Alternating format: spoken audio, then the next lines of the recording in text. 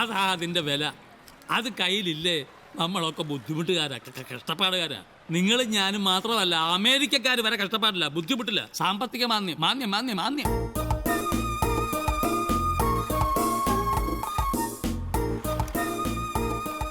എന്തൊക്കെയായാലും ഗിരിജ ഒരു ആവശ്യമായിട്ടോടെ വന്നിട്ട് മുഖം വാടി ഇറങ്ങിപ്പോവാന്ന് പറഞ്ഞാൽ അത് ശരിയല്ലല്ലോ.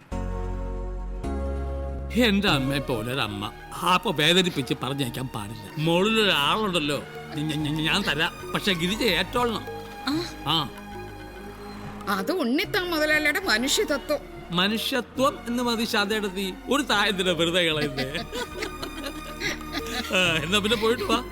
ആ ഗിരിജെ, വരുമ്പോ ചെക്കും മുന്തിര കടലാസ് കൊടുക്കാൻ മറക്കും.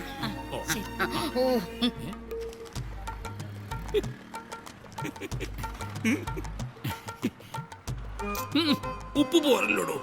എടോ, ഉപ്പിന്റെ മഹാത്മ്യം മനസ്സിലാക്കാൻ ഉപ്പ് സത്യാഗ്രഹം എന്താന്ന് പഠിക്കാം. ഇനിയാ